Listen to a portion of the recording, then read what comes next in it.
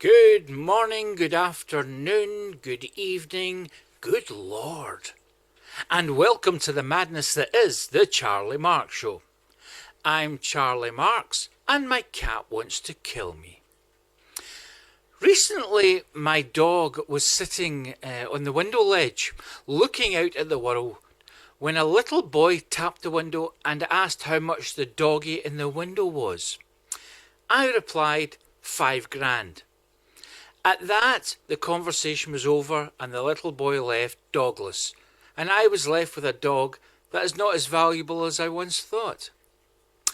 If you're enjoying the Charlie Marx Show, or even if you're not, then please like, subscribe, ring the bell for notifications and follow the Charlie Marx Show.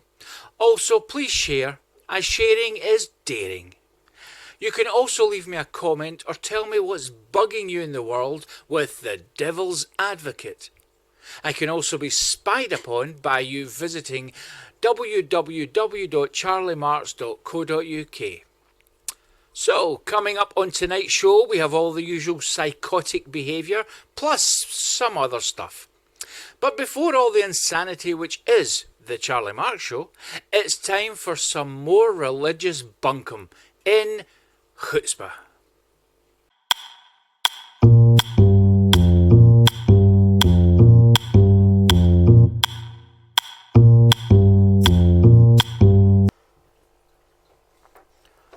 You know, Mr. Producer, the floor is very uneven. Hello. I have been asked by the producer of the Charlie Marx Show to talk about something that is a lot of people believe in. A man born of a woman, and very possibly fathered by God. This is what I believe. The Torah does not go into the life of this man, but for those who believe that he was without a shadow of a doubt the chosen one, should it really matter if his story was ignored by the first book of God? This man, born in a foreign land, was a teacher, a great leader, a man not of this world. He was not only a glorious being, but to millions of followers around the planet, he was a savior. A man with skills and the ability to perform miracles. A man who went up against the opposition and won the hearts of his followers. A man who, although not standing before me, I will pray to until we meet. I am, of course, talking about Messi.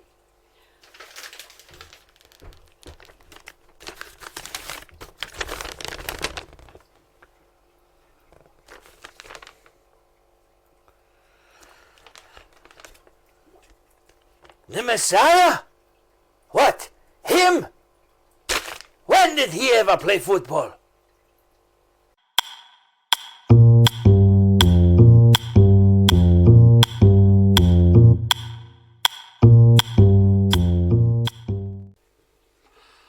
Lovely and deeply worrying. More religious mumbo-jumbo next time. Oh, before I forget, I would just like to thank Mr. Harold Potter for sending me this album for my birthday, which was on the 27th of April. I have heard of this particular album, but I have never seen it in the vinyl.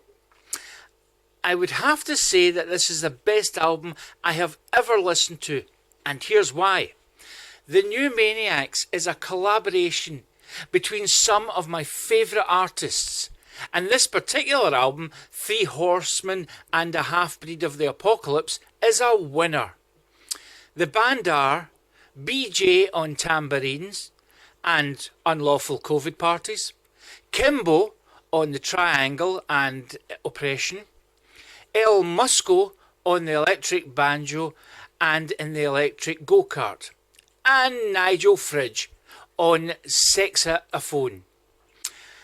A true prog rock album epic.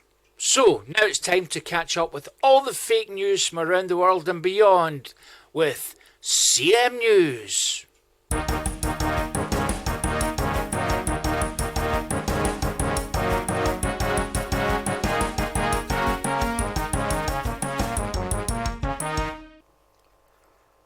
Good evening and welcome to CM News with me, Ella Fitzgerald.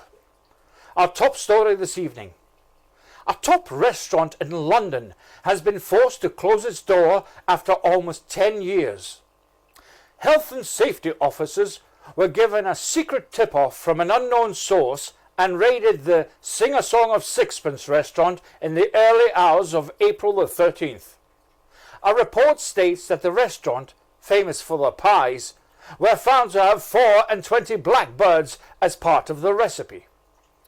There was outcries from far and wide, 2 ladies that were regular customers.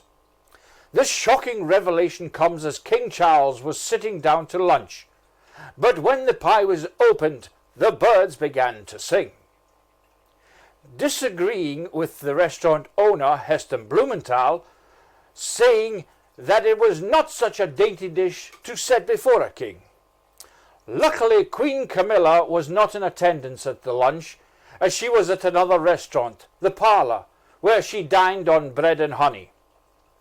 Unfortunately, a maid of King Charles was in the garden of the restaurant at the time, hanging out some clothes, when she was attacked by one of the blackbirds that escaped from the pie, which proceeded to peck off her nose.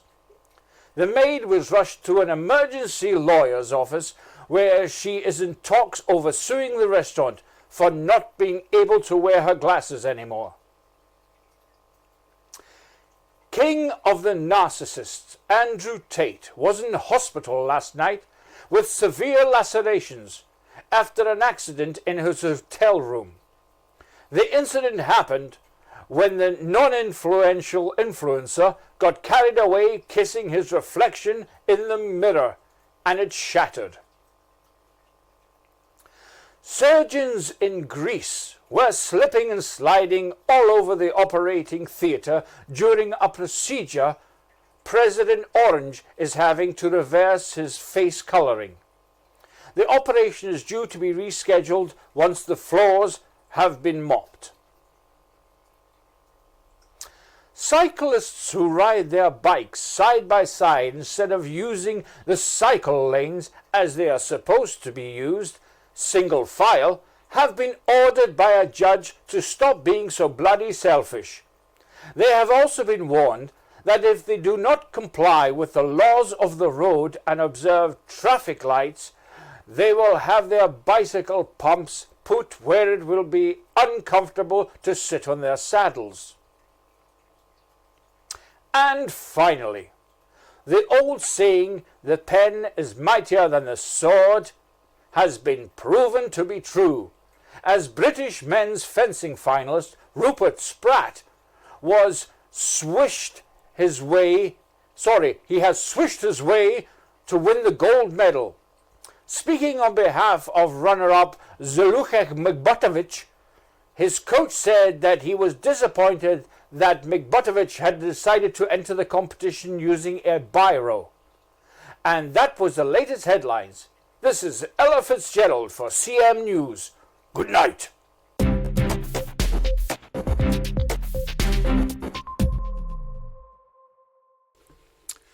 Thank you, Queen Ella. More from the CM Newsroom next time. But now, it's time to walk like a cool cat down to the Nosy Parker Jazz Club to get another dose from the Beatnik Mind.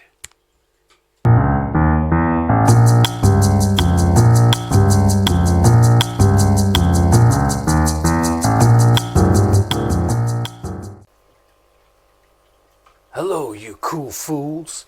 This one's called The Upper Classes. The Grand Old Duke of York, a bad cat of the ruling classes. He had 10,000 men who identified as soldiers, 'cause they had the right. He marched them up to the top of the hill, then he marched them down again. A waste of time. But when you have the power, you have the cash. and you got the spare half hour. And when they were up, they were up. Going on a trip with Lucy in the sky, man. And when they were down, coming down is down. And when they were only halfway up, they were neither up nor down.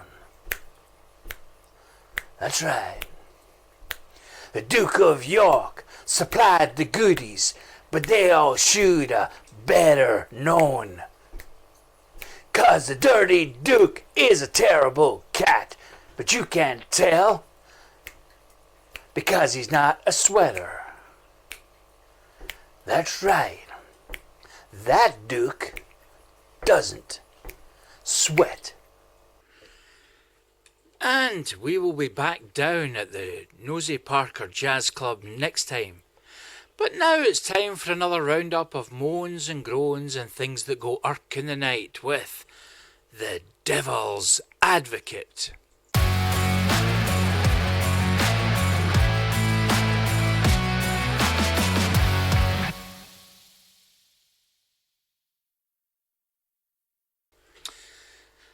Tell me something. What is with these stupid, ridiculous parking fines? Are we not stressed out enough with financial difficulties, global panic, and the man who could push the button any time thinking it's a light switch? Surely we don't need this pathetic added pressure when we're out trying to get on with life. Yes, I can appreciate that it is nothing short of stupid to park somewhere that stops the emergency services carrying out their duties. But when did private car parks believe they had the monopoly to screw us with parking fines? Here's a scenario. You park in a shopping centre car park and you walk away from your car wondering if you're going to return to the old biddy who's decided to use the side of your vehicle as her guide into the already tight space. But leave it you do, hoping that she'll find someone else to use as a buffer, and you enter the shopping centre. You may be there to do the weekly or monthly shop to feed your family. Perhaps you'll get hungry and decide that nobody defrosts a spaghetti bolognese like the authentic Italian restaurant does, and you pop in for something to eat. Maybe you're meeting a long-lost relative who was a war vet in Vietnam, and he wants to tell you about all the cats and dogs he vaccinated whilst there. You know how it is. You get talking to people, and before you know it, you decide to return home because you just remembered that the cat has been out since March of last year. Then, perhaps a couple of days later, you get a letter through the post informing you that you outstayed your parking rights by 15 minutes. And now you will have to pay for the privilege. What? But I was parking in the car park of the shopping centre that I'm helping to keep afloat. And this is my point. When we park in the car park of the shopping centre, we are not parking there because we fancied a day out or we're in a very amateur rock and roll band who likes to tour car parks. We are there spending our hard-earned money in the shops, some local businesses, some corporate monsters, to keep them having enough cash to pay the shopping centre's ridiculous rates. We are investing in them. In fact, we're doing more to help these businesses than you are. So what's the answer? Well, I can tell you only what I think. You see, I collect these stupid parking tickets like I used to collect football stickers, and I fill them in a special folder titled Money for Nothing 'Cause Parking Ain't Free. Why pay? Here's something to think about. A car park can only charge you if you're losing them revenue for the space that you ran overtime with, and if that car park is a free car park, then you owe them exactly that. Nothing. Thanks, Ian, for the tip. So, Get a grip, shopping centre car parks, or we'll take our hard-earned cash elsewhere. Thank you for watching the Charlie Marx Show, and remember to like, subscribe, hit the bell for notifications, share and follow me on www.charliemarx.co.uk. You can also buy me a coffee or a car, or you could join the channel for so much more. So until next time, if you're not subscribed to the Charlie Marx Show, it will not be fine.